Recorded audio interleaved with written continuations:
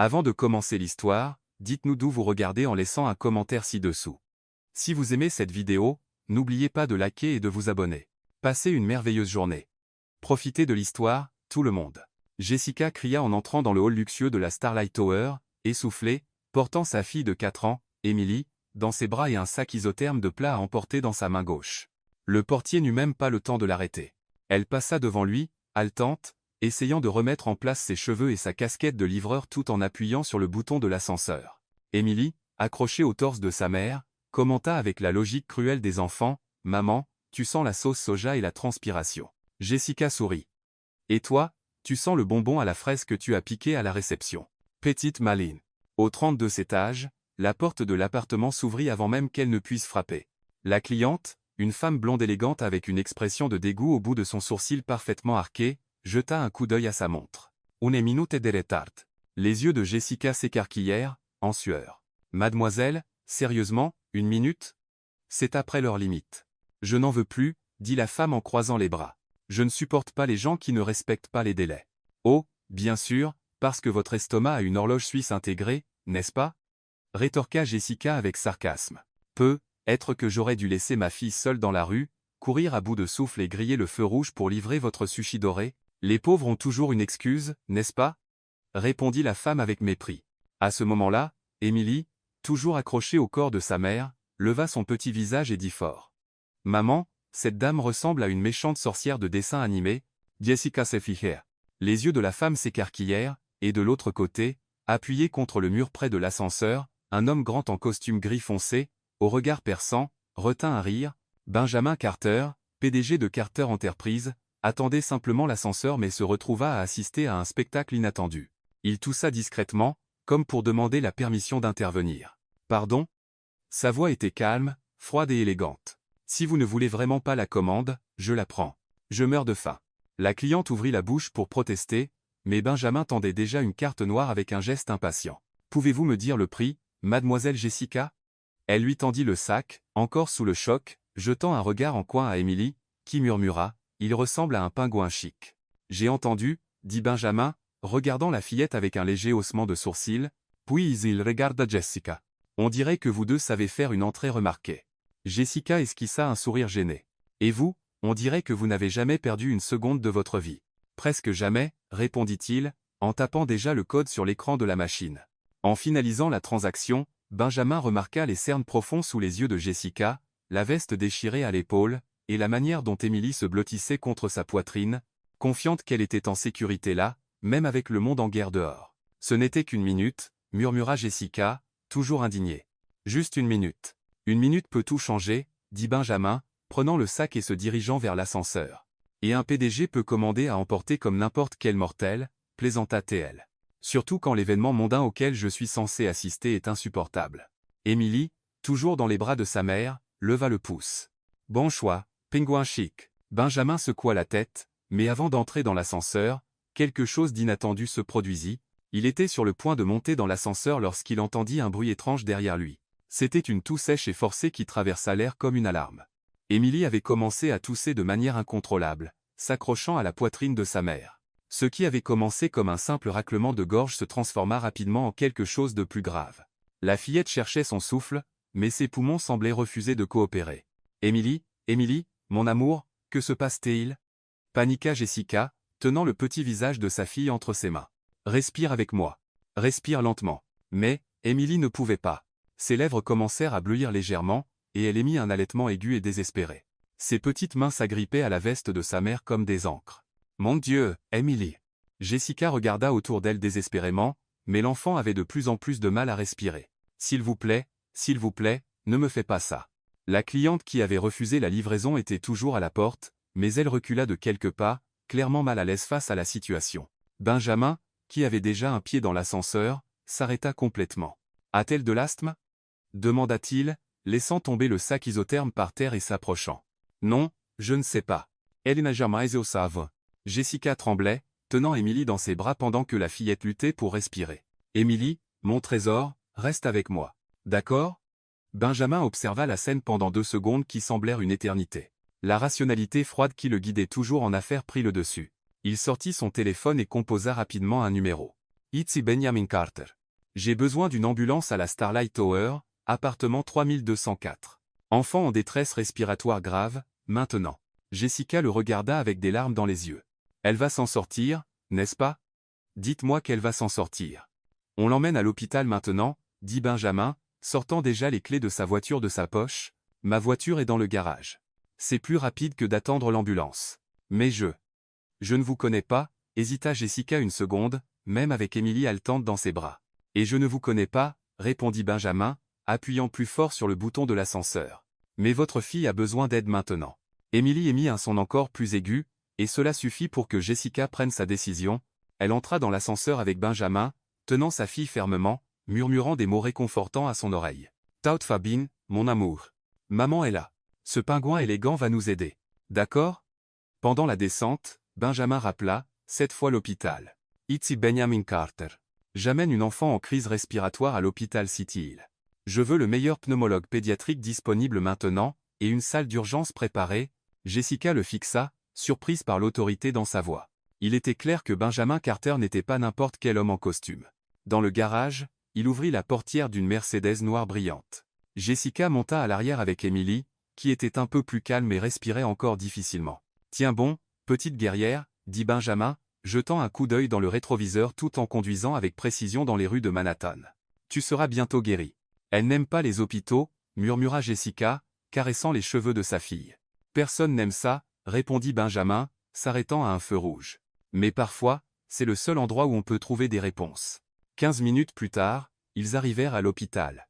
Benjamin arrêta la voiture à l'entrée des urgences, et une équipe médicale apparut immédiatement avec un petit brancard. « Dr Thompson, pneumologue pédiatrique, » dit une femme en blouse blanche, prenant Émilie avec précaution. « Nous allons bien nous occuper d'elle. » Jessica tenta de suivre l'équipe médicale mais fut arrêtée à la réception. « Madame, j'ai besoin de quelques informations d'abord, » dit l'employé, une femme d'âge mûr avec des lunettes perchées sur le bout de son nez. « S'il vous plaît, ma fille est là, dedans, » supplia Jessica. « Je comprends, mais ce sont des procédures obligatoires. Nom de l'enfant? Emily Wilson. Assurance maladie? » Jessica déglutit difficilement. « Non, nous n'avons pas d'assurance maladie. Carte de crédit comme garantie de paiement? Je ne peux pas payer maintenant, mais je peux payer en plusieurs fois. Je peux travailler plus.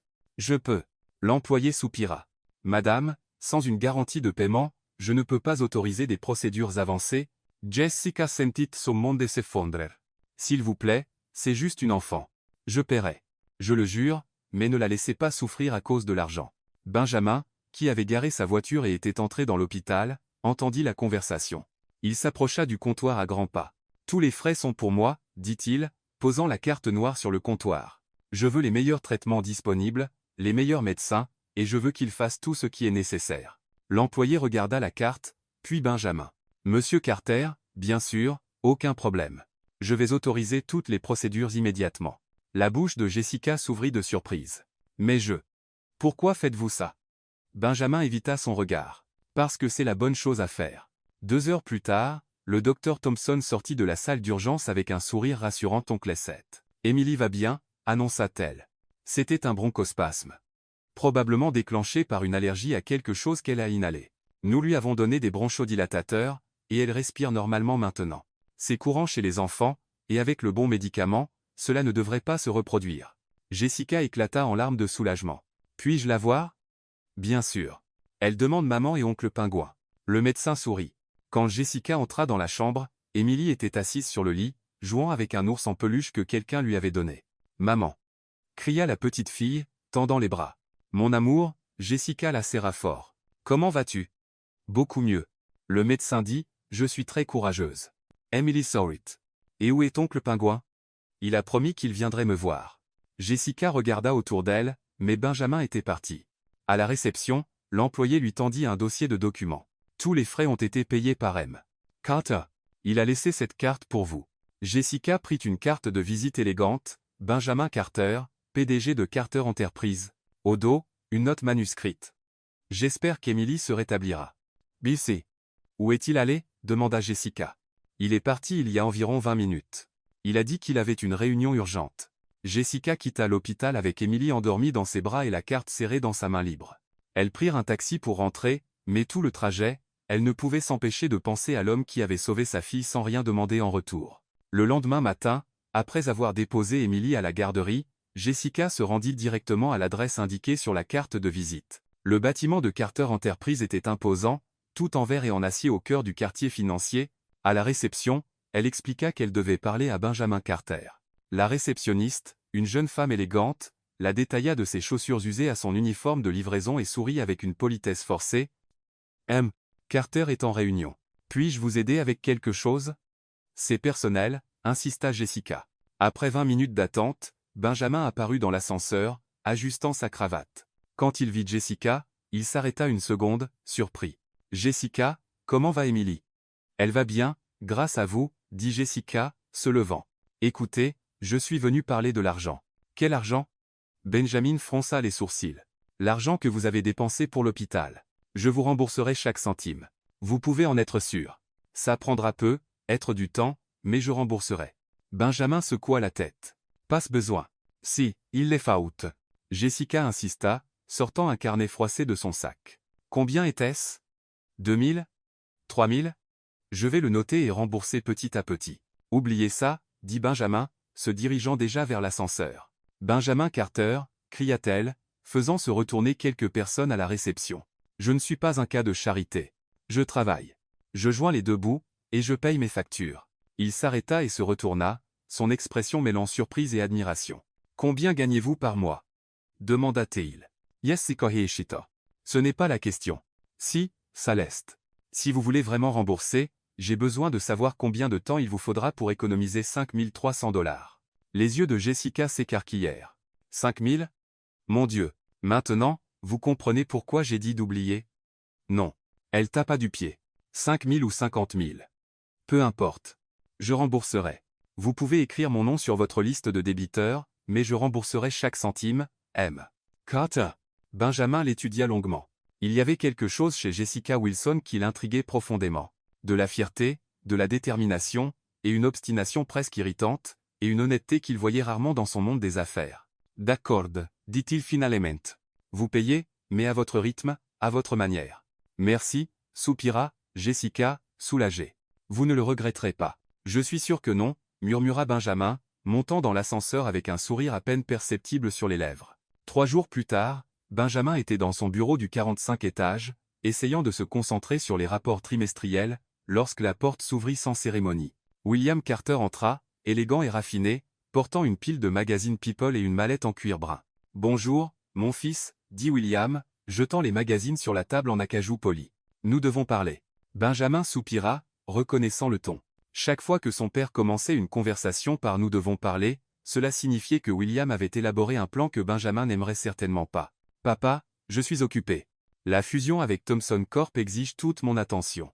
Thomson peut attendre. » William s'assit dans le fauteuil face au bureau, croisant les jambes avec une élégance calculée. « Ta vie personnelle ne peut pas attendre. » Benjamin leva les yeux de ses papiers, anticipant déjà où cette conversation allait mener. « Ne recommençons pas avec ça. »« Bien sûr que si. » William ouvrit le premier magazine, un numéro de New York Gossip. « Regarde cet article, les célibataires les plus convoités de Manhattan.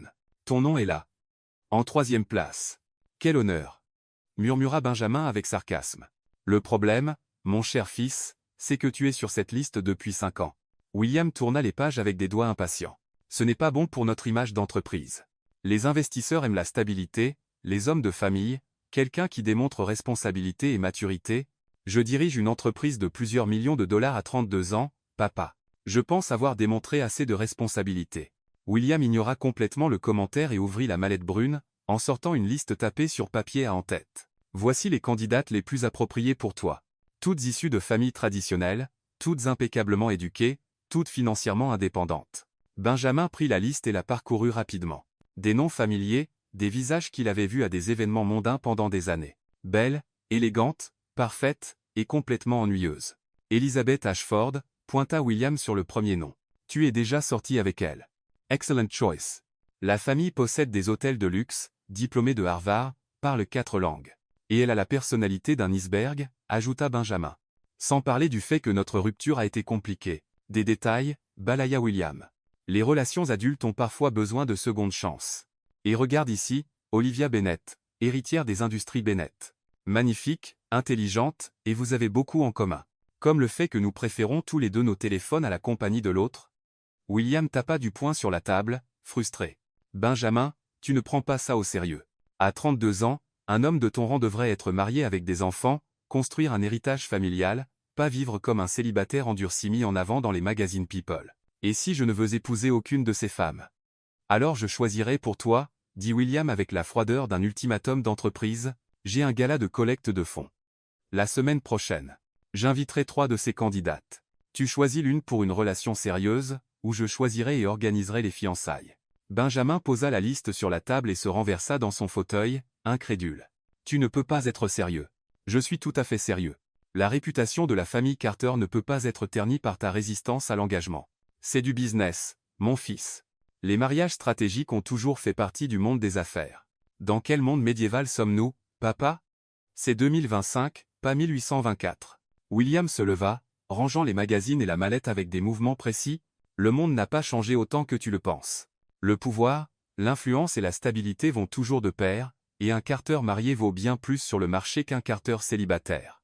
Benjamin fixa la grande fenêtre, observant l'activité frénétique de Manhattan en contrebas. Quelque part dans cette ville, Jessica livrait probablement des commandes, portant Emily dans ses bras, luttant pour payer les factures. La différence entre leurs deux mondes était criante. Et si je disais que je préférais épouser la livreuse du quartier, dit-il sans détacher les yeux de la fenêtre. La phrase sortit comme une provocation, une tentative désespérée d'irriter son père et de mettre fin à la conversation. William s'arrêta dans l'embrasure de la porte, se tournant lentement. Au lieu de l'explosion d'indignation à laquelle Benjamin s'attendait, le visage de son père montrait quelque chose de bien plus dangereux, un intérêt véritable.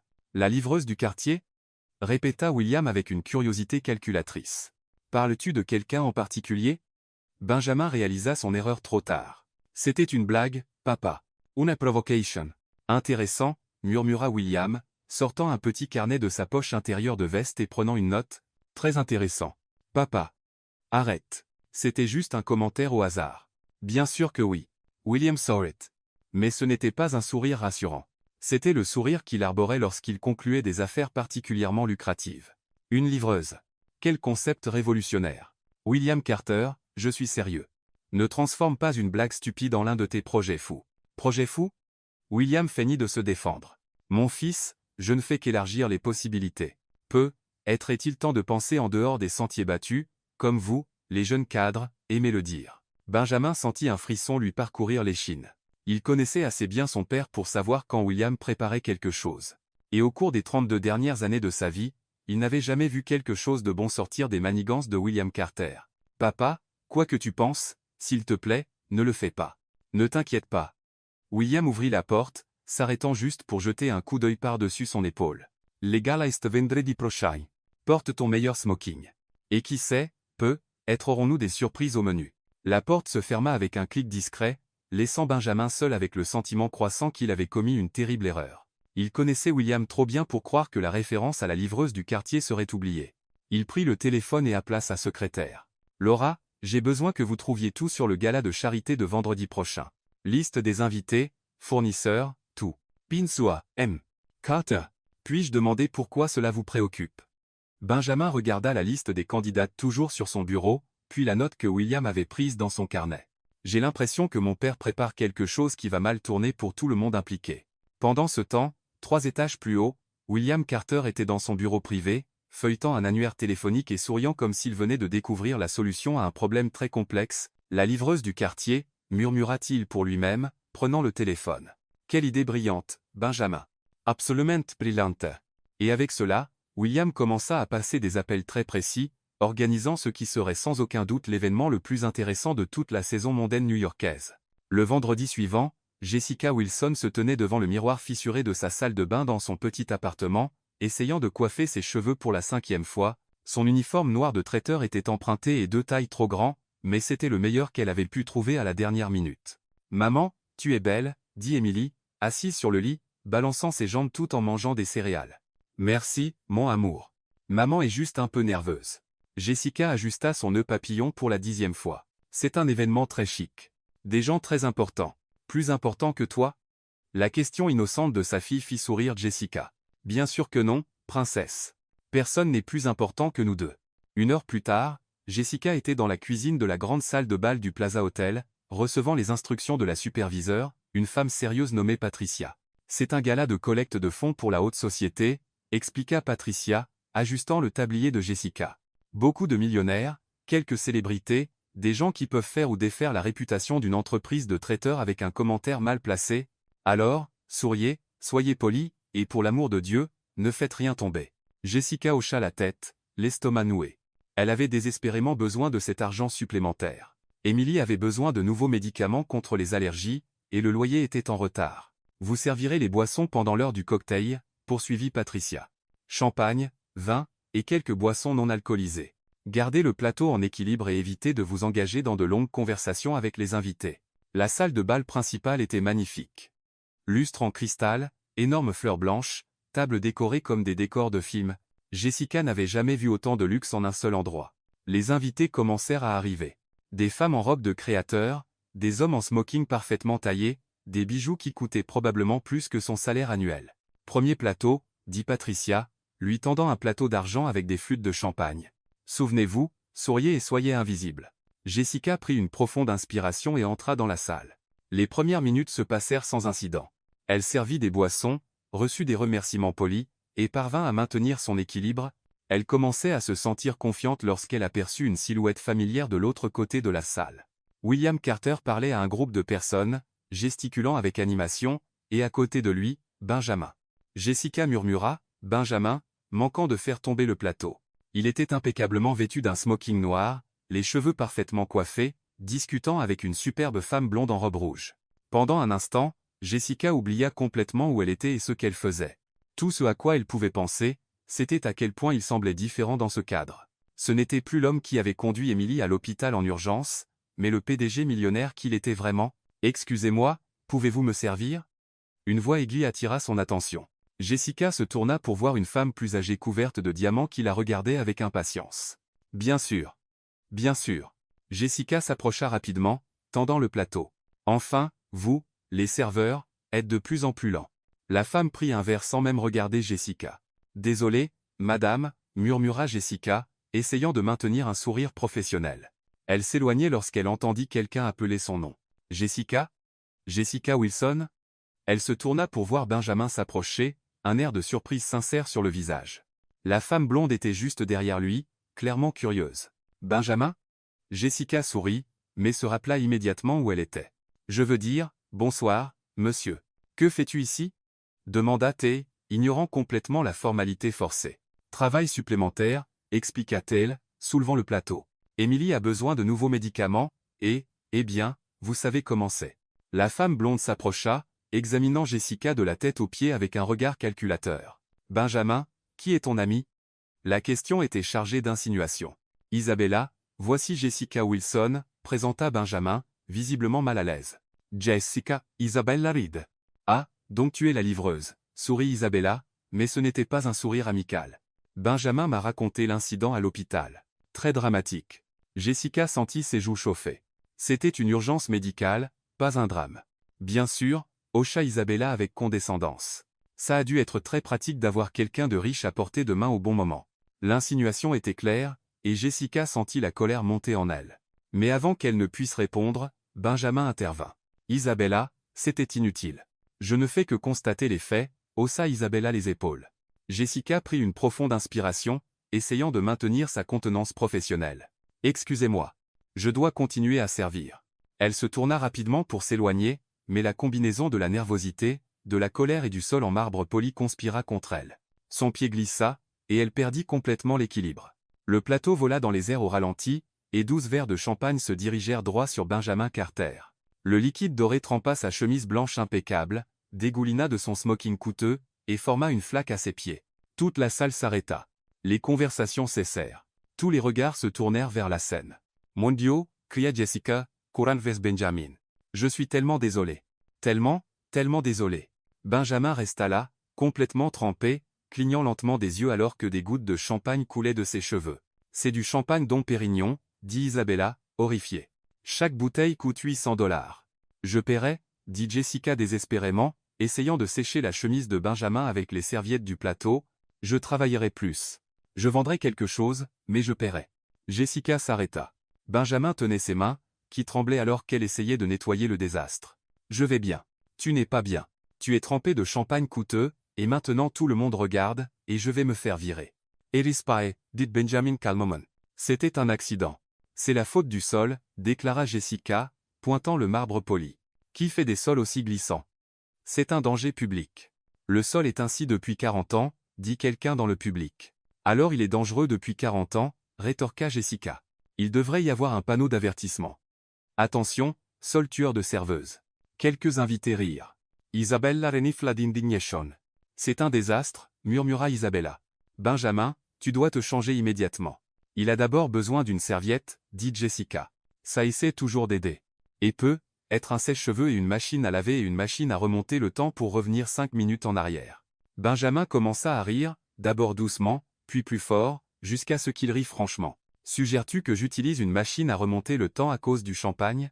Eh bien, si tu peux te permettre du champagne à 800 $, peut-être que tu peux aussi te permettre une machine à remonter le temps, dit Jessica, parvenant enfin à sourire. Logique impeccable, acquiesça Benjamin, toujours en riant. De l'autre côté de la salle, William Carter observait la scène avec un sourire satisfait.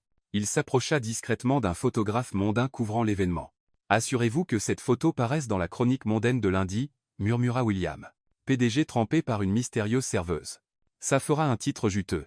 Le photographe hocha la tête et prit quelques clichés discrets. Patricia, la superviseure, accourut, rouge d'embarras. M. Carter, je suis terriblement désolé. Nous renvoyons cet employé immédiatement. Ce ne sera pas nécessaire, interrompit William, toujours souriant. Les accidents arrivent.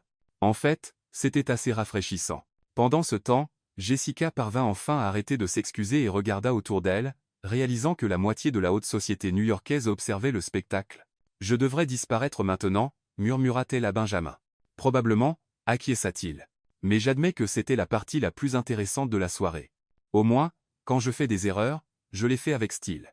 Jessica soupira. Définitivement avec style. Benjamin sourit. Et, Jessica, à propos de la dette de l'hôpital, considère la régler? Quoi? Non. J'ai dit que je paierais. Et je pense que tu as assez payé. Il désigna ses vêtements trempés. Nous sommes quittes.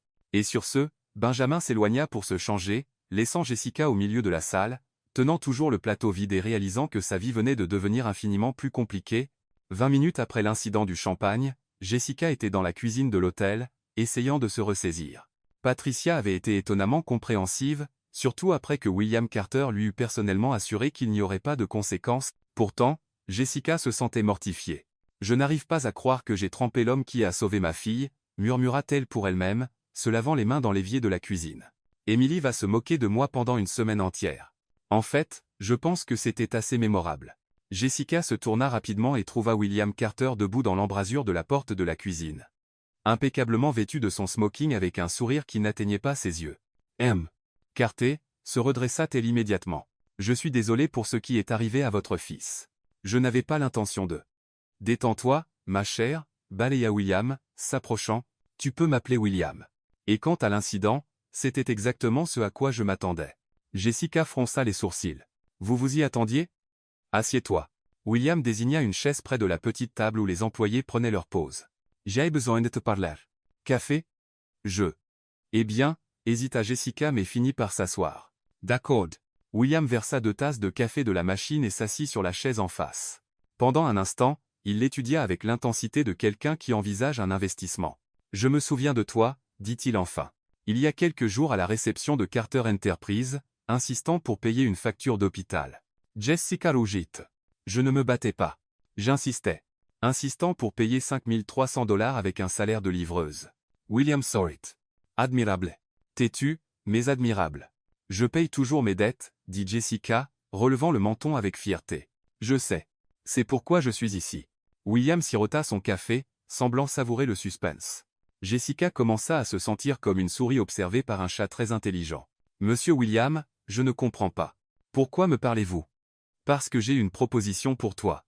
Une proposition qui peut résoudre tous tes problèmes financiers. Jessica manqua de recracher son café. Quel genre de proposition? William se pencha en avant, son expression comme s'il était sur le point de conclure l'affaire du siècle. Je veux que tu fasses semblant d'être la petite amie de mon fils. Le silence qui suivit fut assourdissant. Jessica cligna des yeux plusieurs fois, s'assurant qu'elle avait bien entendu. Pardon, je crois que j'ai mal compris. Avez-vous dit fausse petite amie? Lors d'événements publics, de dîners mondains, d'apparitions stratégiques, expliqua William comme s'il discutait d'actions en bourse. Rien de trop compliqué. Juste convaincre la société new-yorkaise que mon fils a enfin trouvé quelqu'un de spécial. Jessica posa la tasse si fort que le café se renversa. Êtes-vous fou? Je suis pragmatique, corrigea William. Benjamin doit se marier. J'ai besoin d'une belle fille qui génère de l'intérêt médiatique et change son image de célibataire endurci. Toi, tu as besoin d'argent. C'est une situation gagnant-gagnant.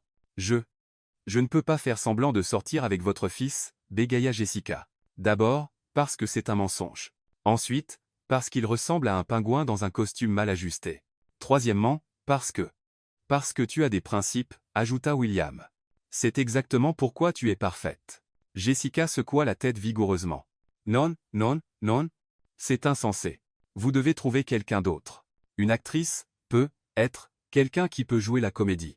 Les actrices que je connais sont trop évidentes, dit William, sortant une enveloppe de sa poche intérieure de veste. Toi, en revanche, tu es authentique, réel, exactement ce dont Benjamin a besoin pour briser son image d'homme froid et calculateur. Il n'est pas froid, dit Jessica sans réfléchir. Je veux dire, il a sauvé Emily. Il a payé ses frais médicaux. Il était gentil. Tu vois déjà son côté humain. William sourit, satisfait. C'est exactement ce que j'ai besoin que le public voie. William posa l'enveloppe sur la table. Les frais de scolarité d'Emily payés pour les 5 prochaines années, école privée, la meilleure de la région, plus 10 000 $ par apparition publique, et un bonus de 50 000 $ quand la comédie ne sera plus nécessaire. Jessica fixa l'enveloppe comme si c'était un serpent venimeux. C'est une somme raisonnable pour le service rendu. Mais c'est un mensonge, protesta-t-elle. C'est tromper tout le monde. C'est du marketing, corrigea William. Et le marketing, c'est l'art de présenter la réalité de la meilleure façon possible. Jessica prit l'enveloppe avec des mains tremblantes. Il y avait un contrat préalable et un chèque avec plus de zéro qu'elle n'en avait jamais vu réunis. Je ne peux pas accepter ça, dit-elle, mais sa voix ne semblait pas très convaincante. Pense à Emily, dit William doucement. Une école privée signifie de meilleures opportunités, de meilleurs professeurs, un meilleur avenir. Cela signifie que tu n'auras plus jamais à t'inquiéter de pouvoir payer ses médicaments. Les mains de Jessica tremblaient. 5 ans de frais de scolarité, l'équivalent d'une vie de livraison de nourriture. Et si Benjamin n'est pas d'accord? Laisse Benjamin à moi, dit William avec assurance. Mon fils est têtu, mais il n'est pas stupide. Il comprendra que c'est bon pour tout le monde. Sortir avec votre fils, murmura Jessica, essayant encore de digérer la situation, faire semblant d'être amoureuse d'un pingouin dans un costume mal ajusté qui ne sait probablement même pas changer une ampoule. Il sait changer les ampoules, dit une voix froide depuis l'embrasure de la porte de la cuisine. Jessica et William se tournèrent en même temps. Benjamin se tenait dans l'embrasure, portant toujours une chemise de rechange que quelqu'un lui avait prêtée, les cheveux légèrement humides de champagne et une expression mêlant choc et indignation. Benjamin. William se leva, souriant comme si de rien n'était. Je suis content que tu sois là. Nous étions justes. J'ai tout entendu, interrompit Benjamin, entrant dans la cuisine à grands pas. De la partie proposition pour résoudre les problèmes financiers à la partie pingouin dans un costume mal ajusté. Jessica s'enfonça dans sa chaise, embarrassée. Benjamin, Papa, qu'est-ce que tu fabriques, bon sang? Benjamin ignora Jessica et regarda directement William. Je résous 2 problèmes à la fois, répondit William calmement. Tu as besoin d'une petite amie. Elle a besoin d'argent. Simple calcul. Je n'ai pas besoin d'une fausse petite amie. Si, tu en as besoin, insista William. Et elle a besoin de cet argent. Regarde-la, Benjamin, regarde-la vraiment. Quand as-tu vu quelqu'un travailler aussi dur juste pour garder sa fille en bonne santé? Benjamin regarda Jessica, qui rougissait d'embarras, tenant toujours l'enveloppe. Ce n'est pas juste pour aucun de nous deux, dit-il plus doucement. La vie n'est pas juste, rétorqua William. Mais parfois, nous pouvons créer des arrangements qui fonctionnent pour tout le monde. Jessica retrouva enfin sa voix. Je n'ai pas dit que j'acceptais. Mais tu accepteras, dit William avec une certitude absolue. Parce que tu es une mère responsable, et c'est la meilleure opportunité qu'Emily aura jamais. Le silence s'étira pendant de longues secondes. Jessica fixa l'enveloppe. Benjamin la fixa, et William les regarda tous les deux avec une satisfaction croissante. Contrat verbal conclu, annonça soudain William, frappant des mains une fois. Jessica, tu peux commencer demain. Dîner à Le Bernardin, 20 €. Benjamin viendra te chercher. Papa, tu ne peux pas juste. Je peux, et je viens de le faire, interrompit William. Jessica, j'ai besoin de ton adresse pour le chauffeur. Jessica bégaya, complètement dépassée. 47 rue, appartement 3B, dit-elle avant de pouvoir s'arrêter. Parfait. William Saurit. Triumphant. Benjamin, porte quelque chose de chic décontracté. Jessica, il y a une boutique sur Madison Avenue qui serait ravie de t'aider à choisir quelque chose de convenable. Je m'occupe de la facture. Attendez une minute. Jessica se leva brusquement, mais William quittait déjà la cuisine, agitant la main par-dessus son épaule. À demain, les enfants. Ce sera le début de quelque chose de merveilleux. Et sur ce, il disparut, laissant Benjamin et Jessica seuls dans la cuisine, se regardant avec des expressions de choc total. Je pense que ton père vient de nous manipuler, dit enfin Jessica. Mon père manipule tout, soupira Benjamin. La question est, vas-tu vraiment le faire? Jessica regarda l'enveloppe dans ses mains, pensa à Emily, à l'école privée, à ne plus jamais avoir à s'inquiéter de l'argent pour les médicaments. Je pense que oui, murmura-t-elle. Que Dieu m'aide, mais je pense que oui. Le samedi suivant à 19h30, Jessica se tenait devant le miroir de sa chambre, ajustant pour la 10e fois la robe bleu marine qu'elle avait choisie dans la boutique de Madison Avenue. La vendeuse avait insisté sur le fait que la couleur mettait en valeur ses yeux, mais tout ce à quoi Jessica pouvait penser, c'était que la robe coûtait plus de 3 mois de loyer. « Maman, tu es tellement jolie », dit Emily depuis son lit, où elle coloriait un livre. « On dirait une vraie princesse. »« Merci, mon amour », sourit Jessica nerveusement. « Rappelle-toi ce que maman t'a expliqué. Je dîne avec oncle Pingouin pour le travail. Et vous allez faire semblant d'être un couple ?» demanda Emily avec la curiosité typique d'une enfant de 5 ans. « Ouais, c'est une affaire d'adulte très compliquée, » soupira Jessica. « Mais juste faire semblant, d'accord? Comme quand tu joues à la maison. »« D'accord. Mais tu l'aimes, non, maman ?»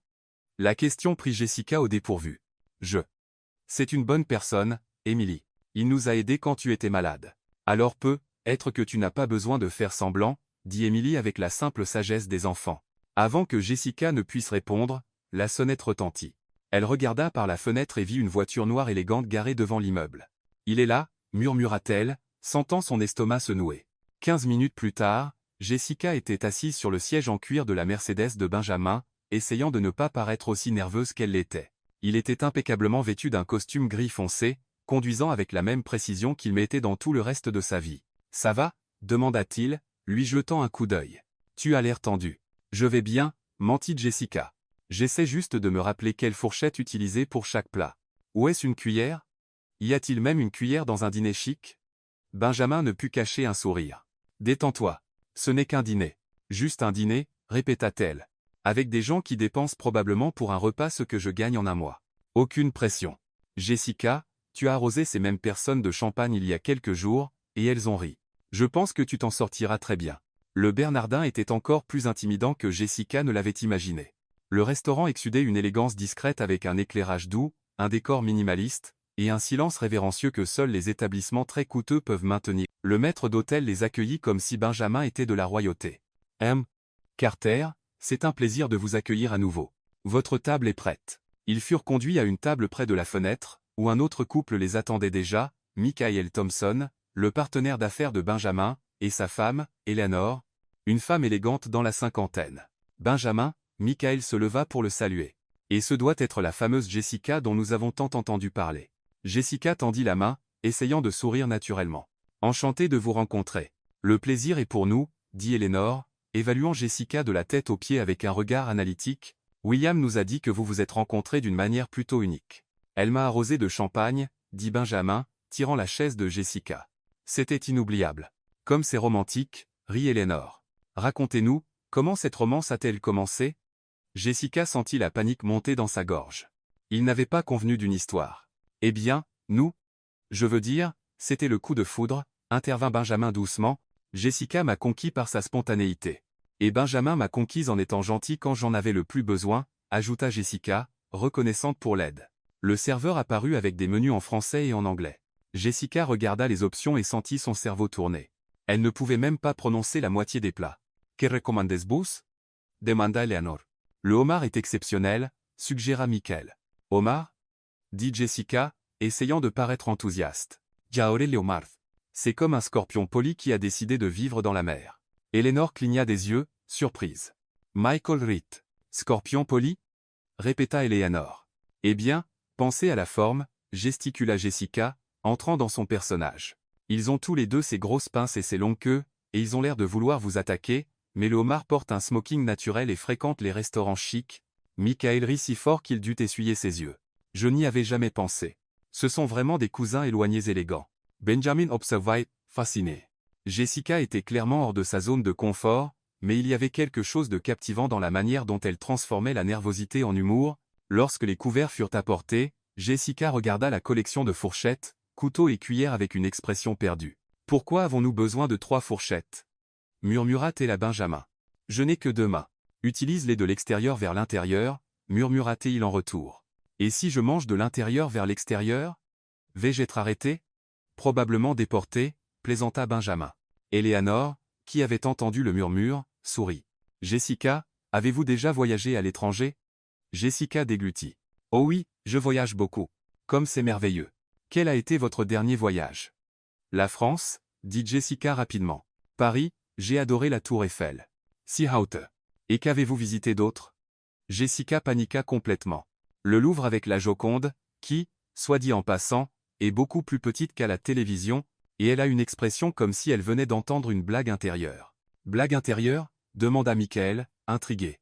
Vous savez, ces blagues qu'elle seule comprend, comme si Léonard de Vinci lui avait murmuré quelque chose de drôle pendant qu'il peignait, et elle avait l'air de retenir un rire. Eleanor Ritt. Quelle interprétation intéressante. Et qu'avez-vous fait d'autre à Paris? J'ai mangé des croissants, dit Jessica, gagnant en confiance, beaucoup de croissants. En fait, j'ai découvert que les croissants, c'est juste du pain qui est allé à la gym et qui est devenu tout musclé et doré. Toute la table riait maintenant.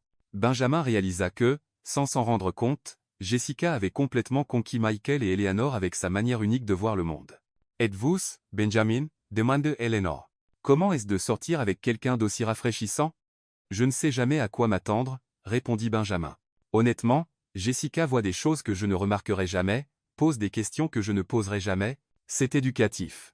Et stimulant, suggéra Michael. Principalement stimulant, acquiesça Benjamin, regardant Jessica, qui essayait de comprendre comment tenir la fourchette à homard.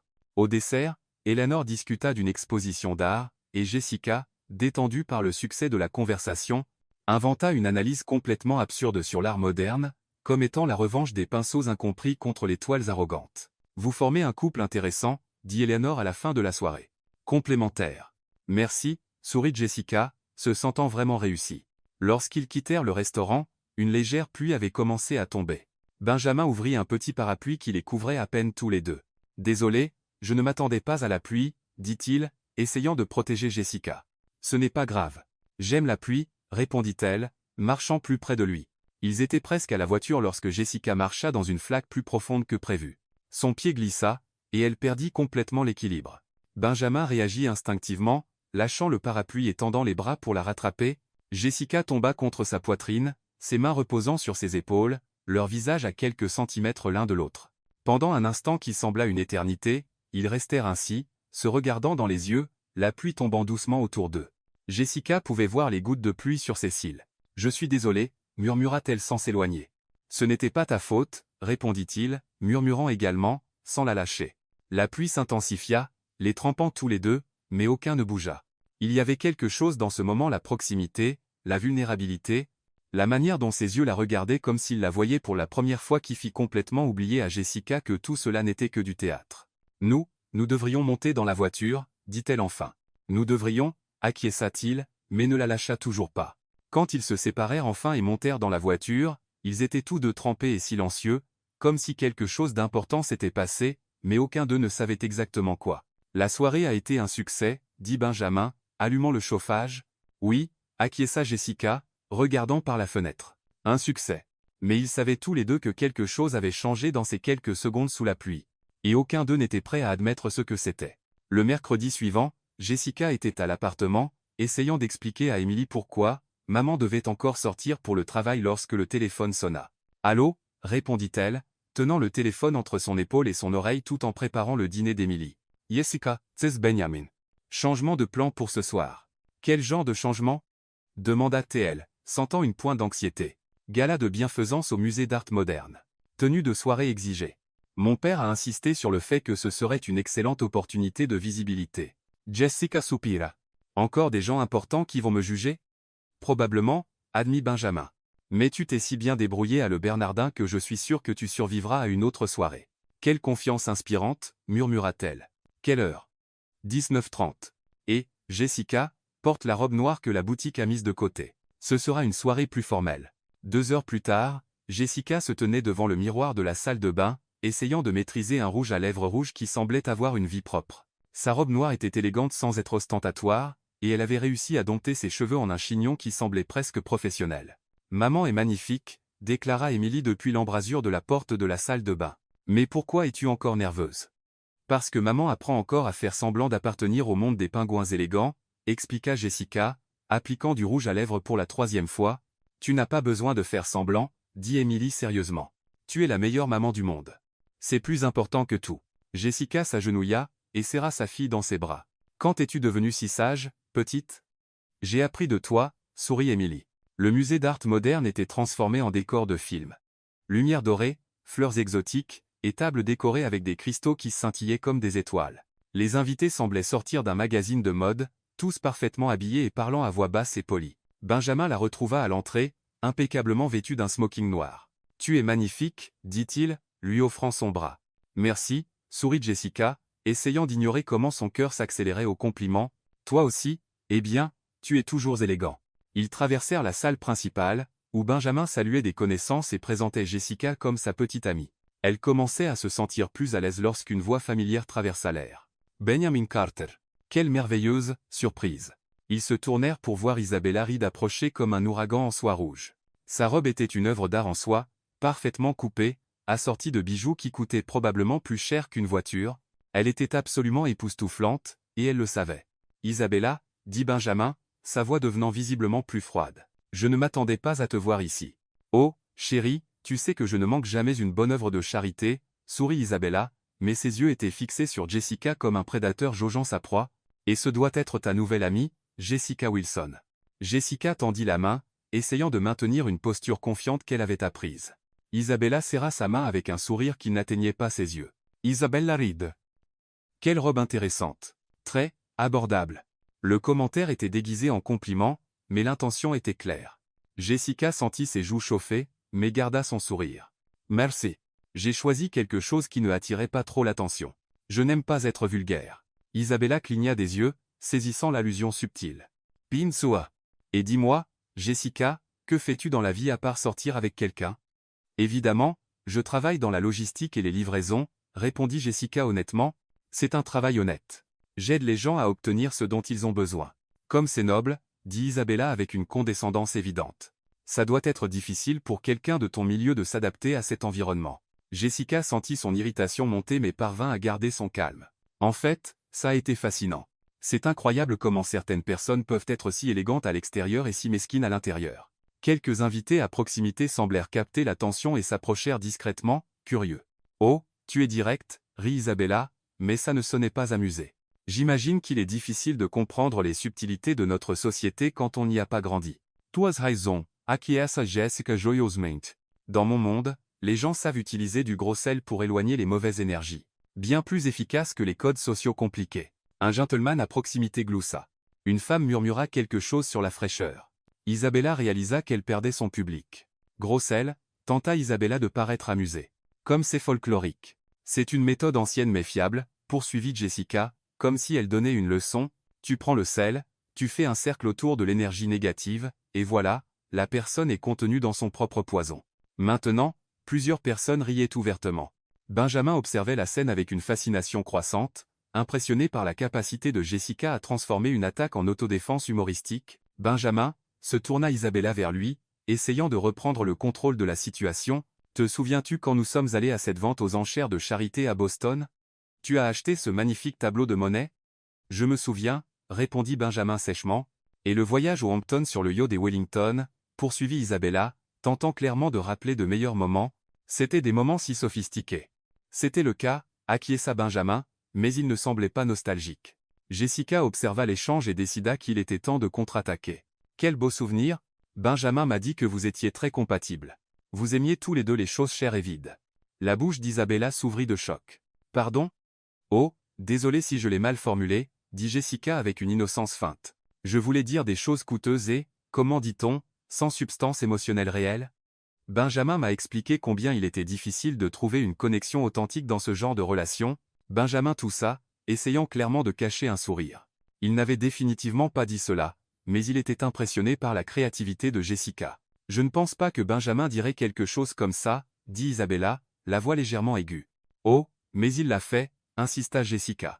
C'était assez touchant, en fait. Il a parlé de combien il se sentait vide, comme s'il jouait un rôle, prétendant être quelqu'un qu'il n'était pas. Il a dit qu'il ne voulait plus jamais ressentir ça. La foule autour d'eux prêtait maintenant clairement attention. Isabella réalisa qu'elle avait complètement perdu le contrôle de la situation.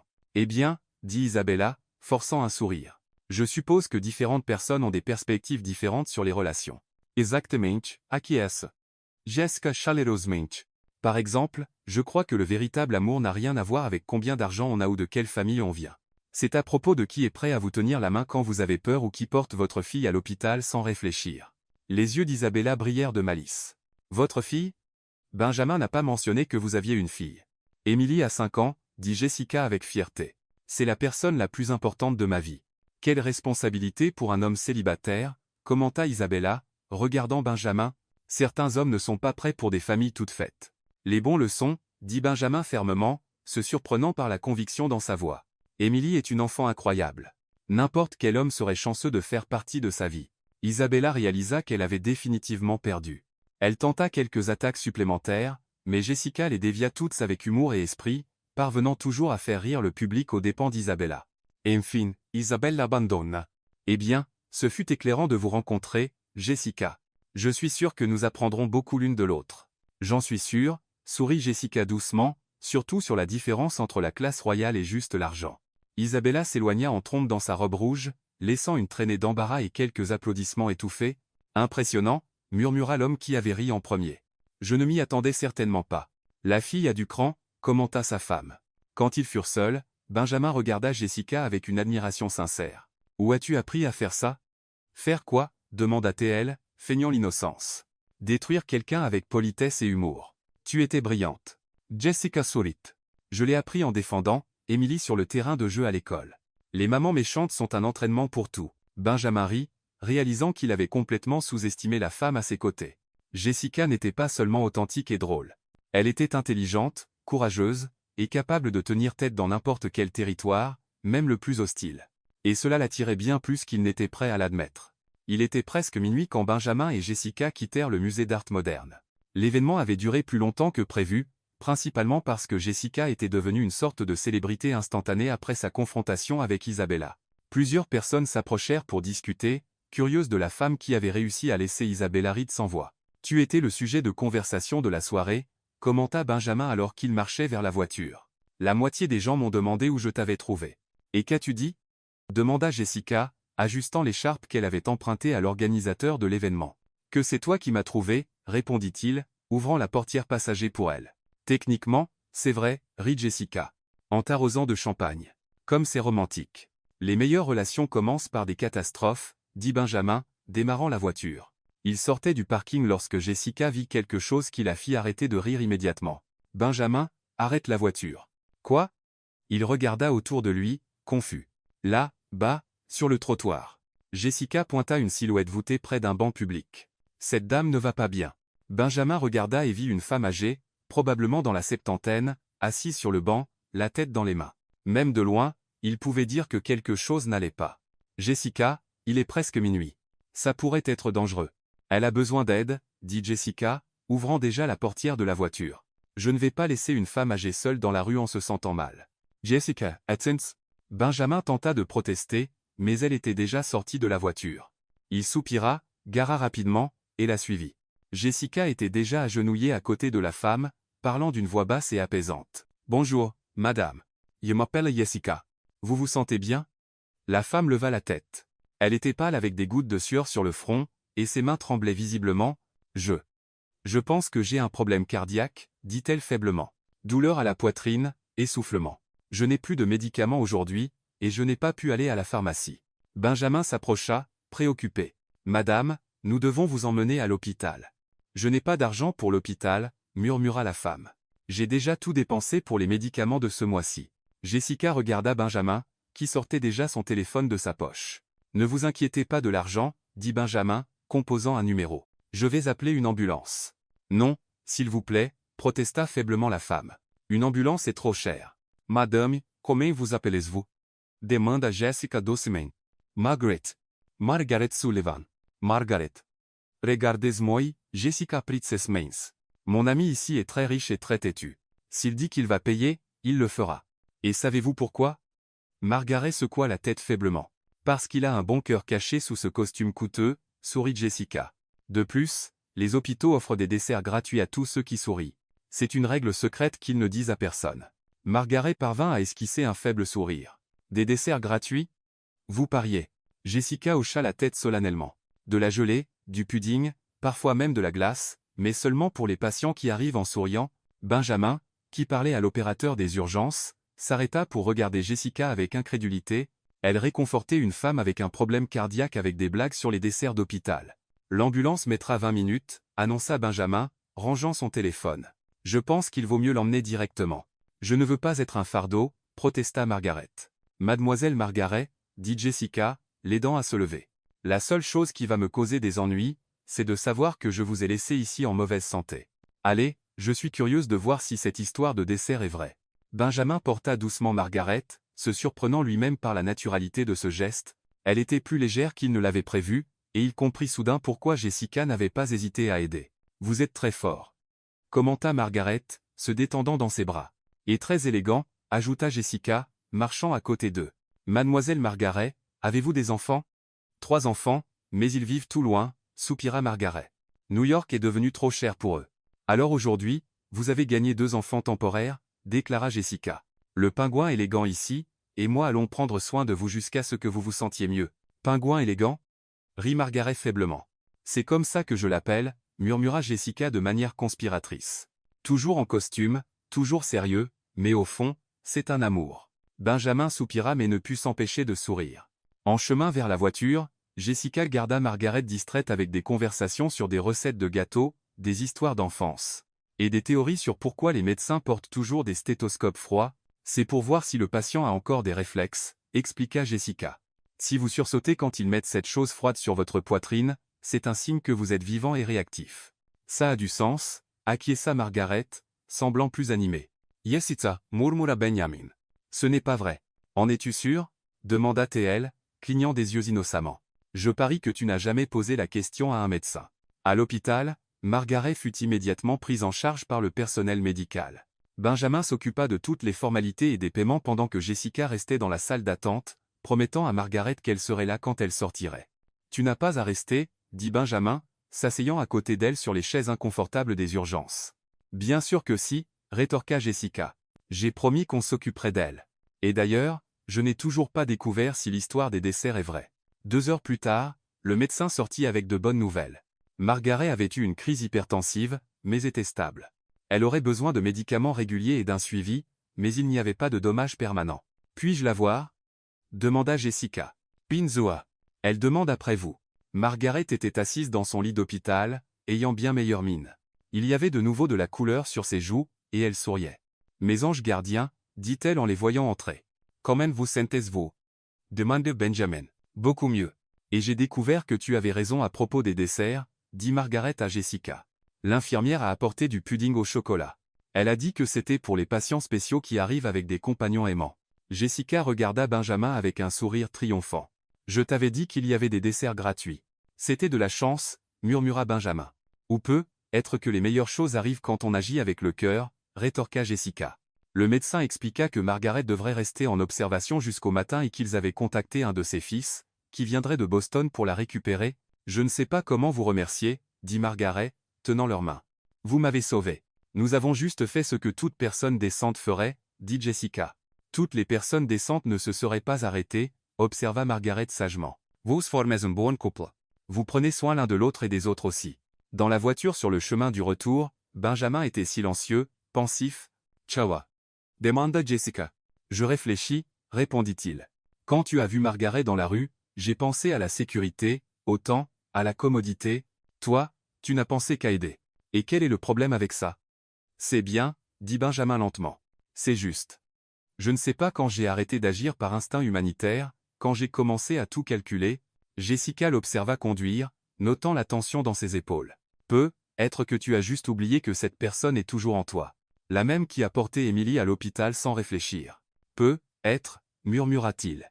Benjamin, merci pour aujourd'hui, pour avoir arrêté la voiture, pour avoir porté Margaret, pour avoir tout payé sans poser de questions. Tu étais incroyable. Benjamin l'a regardé et sourit. Merci de m'avoir rappelé qui j'étais autrefois. Quand ils arrivèrent à l'appartement de Jessica, elle hésita avant de sortir de la voiture.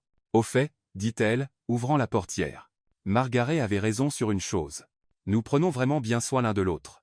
Et sur ce, elle entra dans l'immeuble, laissant Benjamin seul dans la voiture, réalisant qu'il souriait plus ces derniers temps qu'il ne l'avait fait depuis des années. Le lundi suivant, Jessica était à l'aéroport JFK, regardant nerveusement le panneau des vols tout en serrant une petite valise empruntée à sa voisine. Benjamin avait expliqué qu'ils avaient une réunion d'affaires à Boston, quelque chose à propos d'impressionner les investisseurs avec leur stabilité romantique. Je n'ai jamais pris l'avion, admit-elle alors que Benjamin approchait avec du café pour eux deux. Vraiment? Il sembla sincèrement surpris. Les livraisons de nourriture ne nécessitent pas beaucoup de voyages aériens, plaisanta-t-elle, acceptant le café. Emily est plus excitée que moi.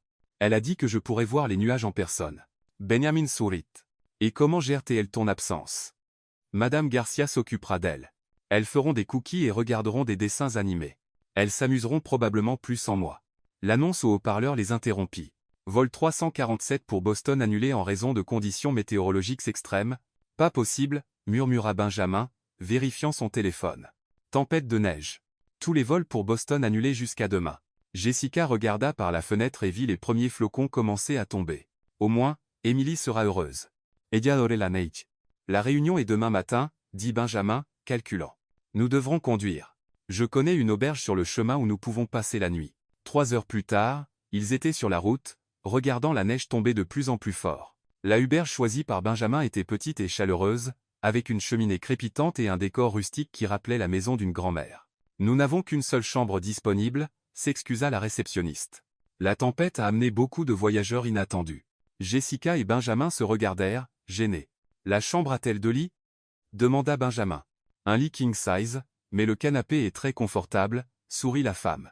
Et la cheminée fonctionne parfaitement. Dans la chambre, Jessica posa immédiatement sa valise sur le canapé.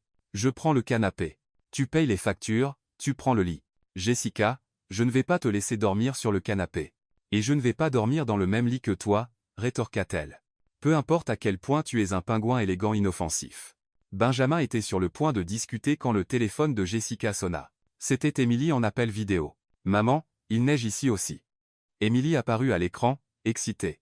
Madame Garcia dit que vous êtes coincée dans la neige avec oncle Pingouin. Salut, mon amour, sourit Jessica, s'asseyant au bord du lit. Je vais bien. Oncle Pingouin prend soin de moi. Salut, Emily, fit Benjamin en agitant la main, s'asseyant à côté de Jessica pour apparaître à l'écran. Vous êtes dans un hôtel? Demanda Emily avec curiosité. Dans une auberge, expliqua Jessica. À cause de la neige. Trop cool. Emily tapa des mains. Vous pouvez jouer à des jeux. Madame Garcia nous a appris un nouveau jeu. 20 questions. 20 questions? Demanda Benjamin. C'est comme ça. Une personne pense à quelque chose, et l'autre pose 20 questions pour deviner, expliqua Emily avec enthousiasme. Vous devriez jouer. Madame Garcia a dit que c'est bien pour apprendre à connaître les gens. Jessica rit. Emily, je ne pense pas qu'oncle Pingouin soit très joueur. Moi, si, protesta Benjamin, se surprenant lui-même. Ça semble intéressant. Vraiment? Jessica le regarda avec surprise. Madame Garcia, ils vont jouer. Cria Emily à quelqu'un, hors écran. Maman, tu dois découvrir quel est son plat préféré. Après avoir dit au revoir à Emily, ils se retrouvèrent seuls dans la chambre, la neige tombant lourdement dehors et la cheminée crépitant agréablement. Alors, dit Benjamin, enlevant sa veste et s'asseyant dans le fauteuil près de la cheminée, 20 questions. Tu veux découvrir mon plat préféré? D'accord, accepta Jessica le défi, s'asseyant sur le canapé en face de lui. C'est sucré? Non. C'est salé? Oh oui. C'est cher? Benjamin hésita. Ça dépend d'où tu l'achètes. Ça compte comme un oui, décida Jessica. Tu le manges avec une fourchette? Parfois. Riponchevoge, protestotelle, pizza? Non, et ça fait ta 5e question. Hot dog? Hamburger? Ça chauffe. Benjamin sourit. Cheeseburger? Très chaud. Double cheeseburger bacon de McDonald's. Cria Jessica. Benjamin rit, sincèrement surpris de lui-même. Comment as-tu deviné? Sérieusement? Jessica à l'état. Le PDG millionnaire adore la restauration rapide. J'adore ça, admito, semble presque embarrassé. Surtout à 2 heures du matin quand je travaille tard. Il y a une franchise ouverte 2084 près du bureau. C'est humainement normal. Dit Jessica en souriant. Attends-toi. Découvre ma plus grande peur. Les questions continuèrent, entrecoupées de rires et de révélations inattendues. Benjamin découvrit que Jessica avait peur des ascenseurs, c'est pourquoi elle prenait toujours les escaliers, qu'elle rêvait d'être professeure d'art, et qu'elle avait une fois essayé de se couper les cheveux elle-même, finissant à moitié chauve d'un côté. Jessica découvrit que Benjamin jouait du piano en secret, qu'il avait pleuré en regardant un film Disney avec sa nièce, et que sa plus grande insécurité était de ne pas savoir si les gens l'aimaient pour qui il était ou pour ce qu'il avait. C'est triste, dit Jessica doucement. C'est réaliste, corrigea Benjamin. À quoi sert tout cet argent s'il te fait douter de l'authenticité des gens? Bonne question, murmura Tess. Vers 22 anual, l'estomac de Benjamin gargouilla bruyamment. Fine? Demanda Jessica. Le restaurant de l'auberge ferme à 21h. Voyons s'ils ont une cuisine pour les clients, suggéra Jessica. La cuisine était petite mais bien équipée. Jessica trouva des ingrédients pour des pancakes et décida de préparer un souper de minuit. Tu sais cuisiner? Demanda Benjamin, s'asseyant au comptoir. Binzoa. Je suis une maman célibataire, rit-elle. Les pancakes sont une spécialité de la maison Wilson. Puis-je aider? Tu sais cuisiner? Théoriquement, admit Benjamin. Qu'est-ce que ça veut dire, théoriquement?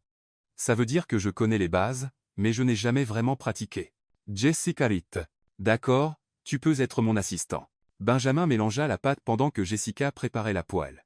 Tout allait bien jusqu'à ce qu'il décide de retourner un pancake en l'air comme il l'avait vu dans les films. Le pancake vola haut, tournoya gracieusement, et atterrit directement sur la cuisinière à côté de la poêle. Benjamin!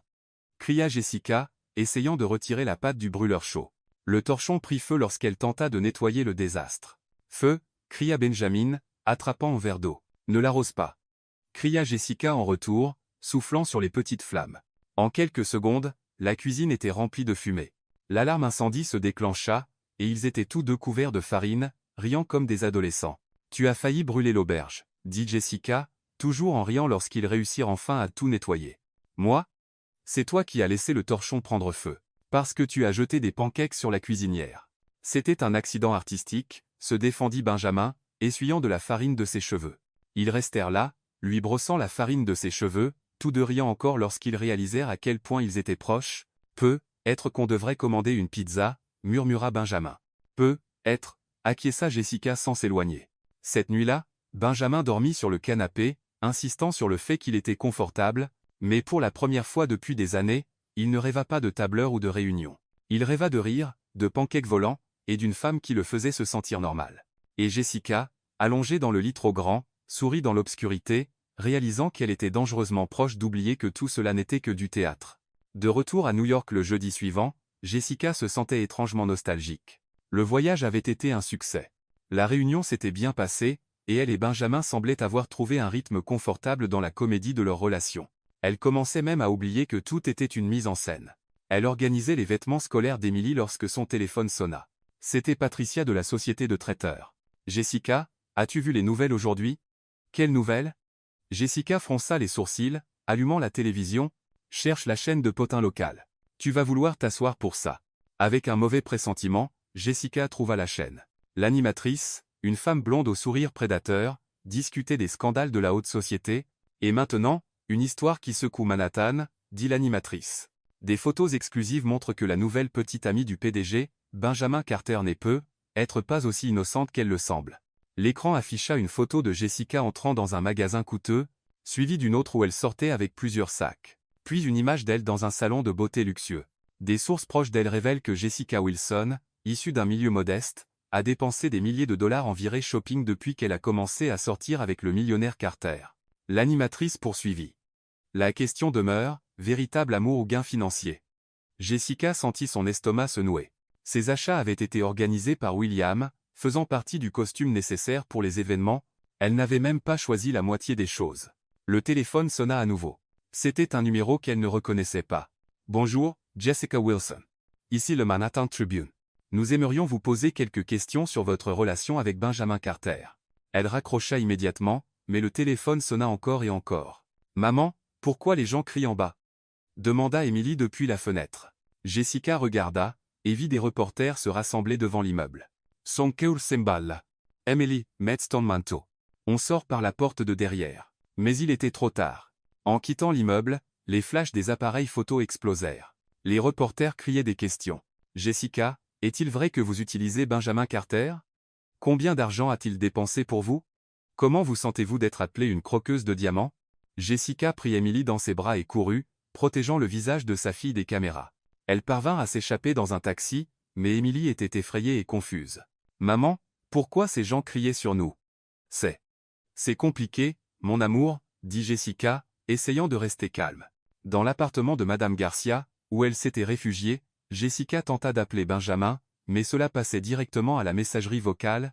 Elle essaya 3 fois de plus sans succès. Enfin, 2 heures plus tard, il rappela. Jessica, j'ai vu les nouvelles. Sa voix était tendue. Il faut qu'on parle. Benjamin, ces photos sont des achats organisés par ton père. Je n'ai même pas choisi ces choses. Tu le sais. Je sais, dit-il, mais il y avait quelque chose d'étrange dans sa voix, mais nous devons réfléchir à l'impact sur l'accord. L'accord. Les mots firent plus mal que Jessica ne l'avait prévu. Bien sûr, l'accord. Mon père est furieux. Il dit que ça pourrait nuire à notre image d'entreprise.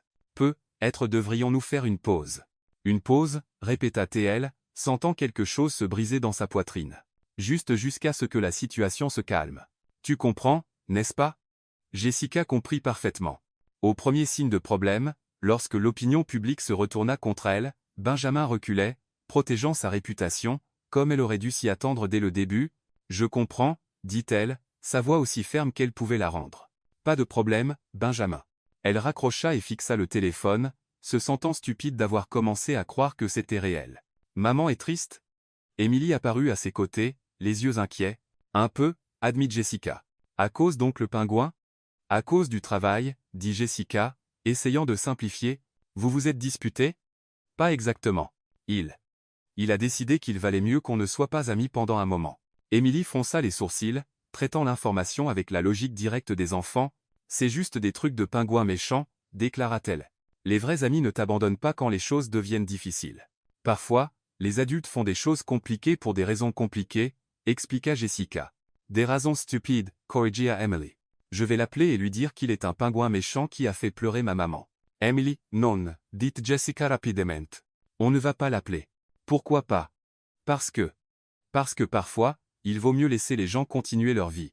Dans les jours qui suivirent, Jessica évita complètement les nouvelles et les réseaux sociaux. Elle retourna à sa routine normale de livraison, mais découvrit que plusieurs clients avaient annulé leurs commandes. Apparemment, être célèbre pour les mauvaises raisons était pire qu'être anonyme. Isabella avait obtenu ce qu'elle voulait. Les photos, clairement prises par un photographe professionnel à des moments soigneusement orchestrés, créaient la narrative parfaite. Une fille pauvre profitant d'un homme riche, comment gères-tu tout ça? Demanda Madame Garcia un après-midi alors qu'Emily jouait dans son appartement. Un jour à la fois, soupira Jessica. Au moins, maintenant, je sais où j'en suis dans sa vie. Et tout wesh. Nous les partent. Tout était un mensonge.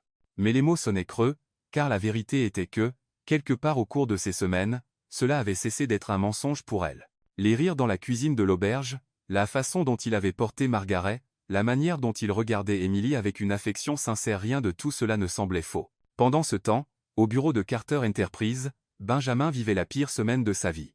Il essayait de se concentrer sur le travail, mais il se surprenait constamment à se remémorer des moments avec Jessica. La façon dont elle riait quand il racontait des histoires absurdes, comment elle protégeait Emily des caméras, comment elle avait transformé un feu de pancake en une des meilleures nuits qu'il ait jamais eues. Tu as fait ce qu'il fallait, dit William lors d'une réunion. Les relations publiques exigent une gestion de crise. Elle comprendra. Mais Benjamin n'était pas sûr de comprendre. Plus il pensait à l'appel téléphonique, plus il réalisait qu'il avait semblé froid, calculateur. Exactement ce dont Isabella l'avait toujours accusé d'être. Papa, et si nous avions tort? Demanda-t-il un vendredi après-midi. Tort à propos de quoi? Et si Jessica tenait vraiment à moi?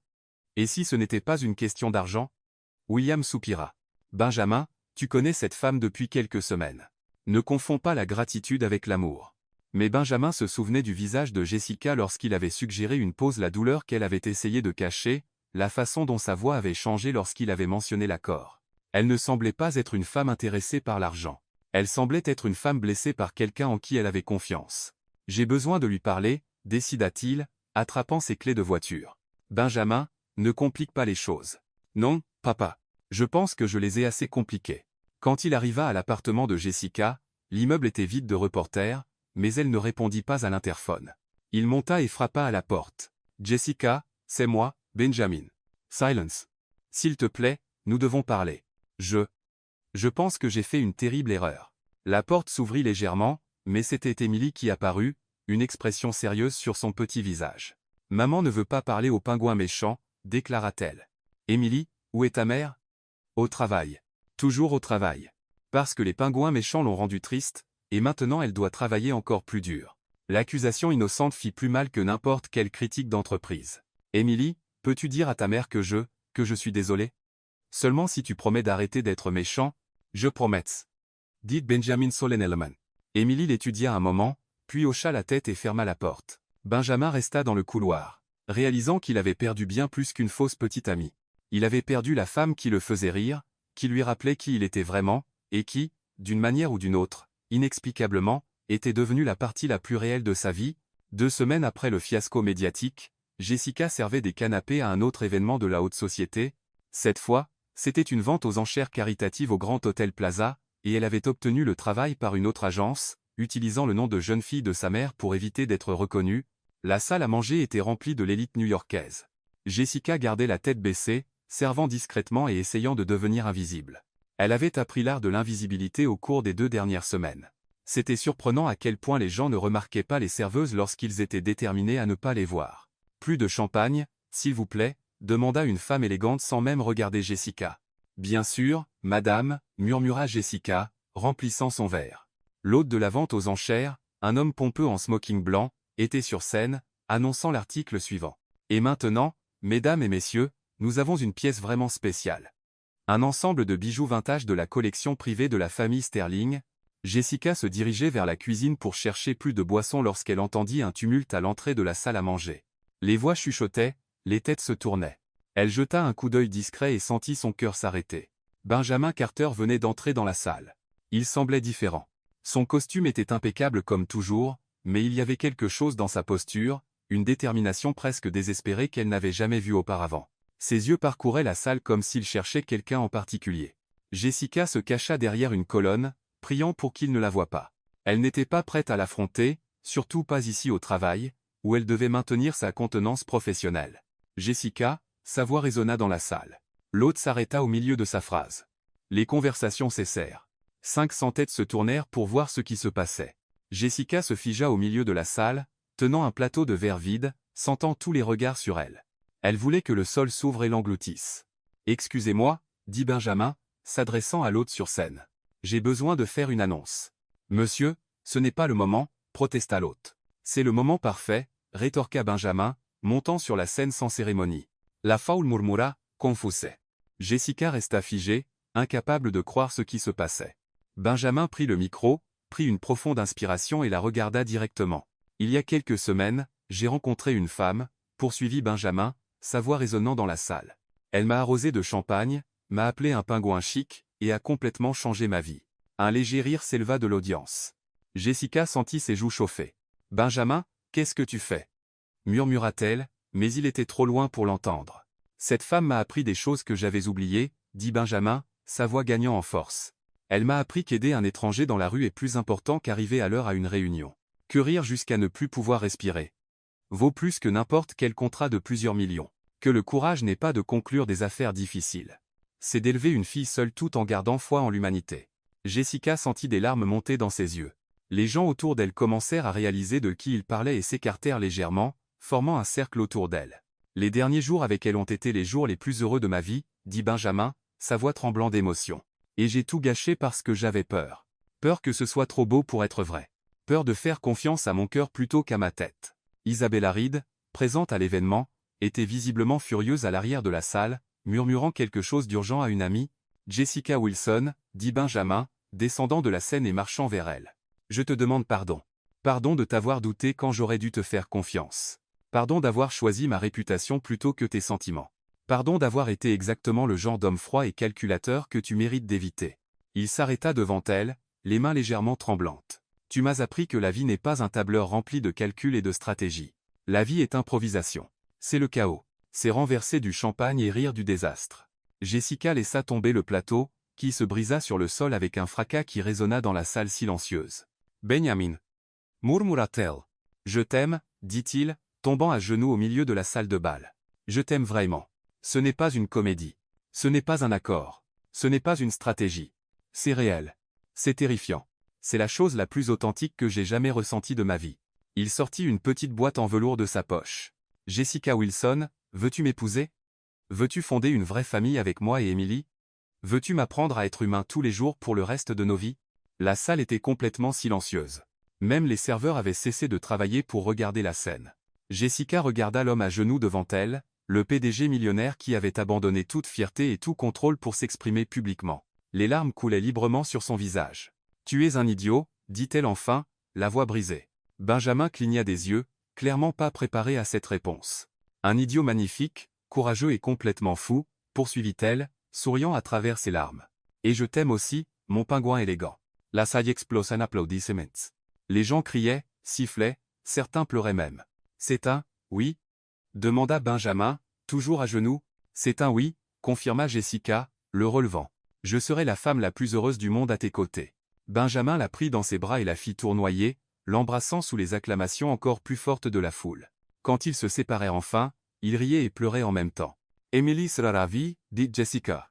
Elle sait déjà, confessa Benjamin. J'ai d'abord demandé sa bénédiction. Elle a dit qu'il était temps et que je pouvais arrêter d'être un pingouin méchant maintenant. Et que dira ton père? Que c'était le meilleur investissement de ma vie, sourit Benjamin. Et pour une fois, il aura raison. L'hôte de la vente aux enchères, complètement perdu, tenta de reprendre l'événement. Eh bien, c'était inattendu. Revenons à la vente aux enchères. En fait, dit Benjamin, reprenant le micro, j'aimerais faire la première enchère. 50 000 $ pour tout ce qui est vendu aujourd'hui. La foule à l'état. Pour la charité, bien sûr, poursuivit-il. Au nom de la femme qui m'a appris que la véritable richesse n'a rien à voir avec l'argent, et sur ce, Benjamin prit Jessica par la main, et ils quittèrent la salle sous une pluie de pétales de fleurs que quelqu'un avait commencé à lancer, laissant derrière eux une fête qui resterait, sans aucun doute dans l'histoire des potins new-yorkais.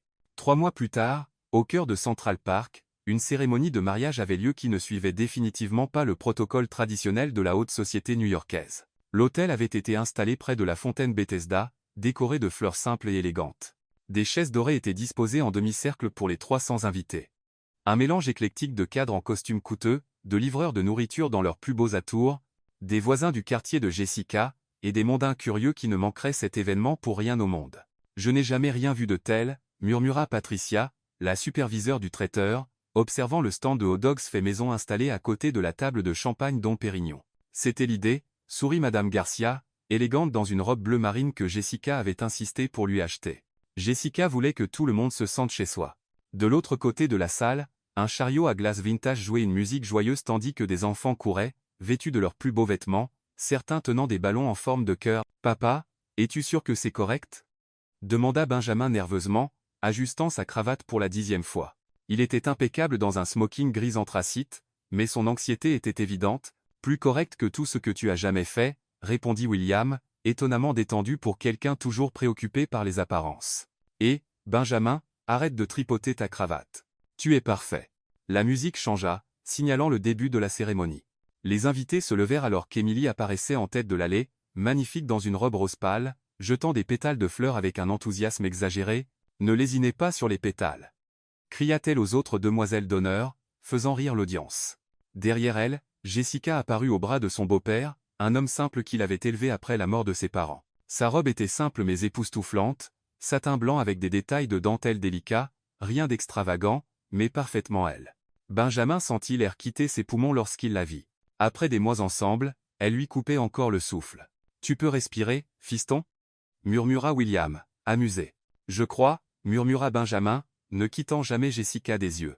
La cérémonie fut conduite par un juge, ami de la famille Carter, qui avait accepté de maintenir le ton détendu voulu par Jessica. « Nous sommes ici aujourd'hui pour célébrer quelque chose qui a commencé avec du champagne renversé et qui s'est transformé en véritable amour », commença le juge, suscitant des rires dans l'audience. Pendant les vœux, Benjamin fut le premier. « Jessica, tu m'as appris que les meilleurs moments de la vie ne sont pas dans les plans que nous faisons, mais dans les accidents qui arrivent. Tu m'as appris à rire de moi-même, à m'arrêter pour aider des étrangers, et que la famille n'est pas une question d'ADN ou de statut social. C'est choisir d'être là pour quelqu'un tous les jours. Sa voix trembla légèrement. Je promets de te faire rire au moins une fois par jour. Je promets de toujours arrêter la voiture quand tu vois quelqu'un dans le besoin. Et je promets que notre cuisine aura toujours des ingrédients pour pancakes, même si je continue de les brûler. L'audience rit, et certains invités essuyèrent leurs yeux. Jessica essouilla ses propres larmes avant de commencer. Benjamin, tu m'as montré que parfois les princes se déguisent en pingouins élégants dans des costumes coûteux. Tu m'as appris que le courage n'est pas de ne pas avoir peur. C'est d'agir même quand on est terrifié. Je promets de toujours vider mon cœur à toi quand la vie devient trop sérieuse. Je promets de t'apprendre les jurons espagnols que j'ai appris de Madame Garcia. Et je promets que notre maison sera toujours remplie de rire, même quand tout semble impossible. Lorsqu'il fut temps pour les alliances, Benjamin était si nerveux qu'il prit la mauvaise bague, et essaya de la mettre à son propre doigt. « Chérie, la bague est pour moi. » murmura Jessica en riant. « Je savais, » murmura-t-il en retour, rougissant. « Je testais, si tu faisais attention. »« Bien sûr que oui, » sourit-elle. Enfin, lorsque le juge les déclara mari et femme, Benjamin embrassa Jessica sous une pluie de pétales jetés avec enthousiasme par Émilie et des applaudissements assourdissants. Pendant la réception, alors que les invités dansaient sur un mélange éclectique de jazz doux et de chansons pour enfants pour Émilie, Benjamin prit sa nouvelle belle-fille dans ses bras. « Émilie, maintenant j'ai un vrai papa » cria-t-elle, rayonnante de bonheur. « Et j'ai la fille la plus incroyable du monde » répondit Benjamin, la tenant tendrement. « Émilie, je promets d'être le meilleur papa du monde pour toi et le meilleur mari pour ta maman. Je promets que rien ni personne ne nous séparera jamais. Pas même une méchante sorcière ?» demanda Émilie, regardant là où Isabella observait de loin, visiblement mal à l'aise avec la joie générale. « Pas même une méchante sorcière » confirma Benjamin solennellement. Pendant les discours, William se leva avec un verre de champagne. « Mon fils a toujours été têtu » commença-t-il, suscitant des rires. Mais cette fois, son entêtement l'a conduit à la bonne personne. « Jessica, merci d'avoir appris à mon fils qu'il y a des choses plus importantes que les tableurs et les réunions. » Benjamin se leva aussi, passant son bras autour des épaules de son père. « Papa, je devrais te remercier. Sans ton plan fou d'embaucher une fausse petite amie, je n'aurais jamais trouvé l'amour de ma vie. C'était mon meilleur investissement. William Sorrit. Et j'ai fait beaucoup de bons investissements dans ma vie. » La fête continua tard dans la nuit, avec des cadres mangeant des hot dogs, des mondains dansant sur de la musique pour enfants, et Émilie enseignant à certains invités importants comment jouer à la marelle. Quand il fut enfin temps de partir, Benjamin porta Jessica jusqu'à la voiture, suivant la tradition, tandis qu'Émilie jetait du riz et criait des conseils matrimoniaux qu'elle avait appris dans les films Disney. « Vous vivrez heureux pour toujours » cria-t-elle. « Et n'oubliez pas de manger beaucoup de gâteaux. » Dans la voiture, Jessica se blottit contre Benjamin. « Alors, Marie, comment te sens-tu » ? « Comme l'homme le plus chanceux du monde, » répondit-il, l'embrassant doucement. « Et toi, femme ?» Comme si ma vraie vie avait enfin commencé. Et alors qu'ils roulaient dans la nuit new-yorkaise, laissant derrière eux une fête dont on parlerait pendant des mois dans la société, les trois avaient enfin trouvé ce qu'ils cherchaient sans le savoir. Une vraie famille construite sur l'amour, le rire, et la certitude que les meilleurs plans sont ceux que nous ne planifions jamais.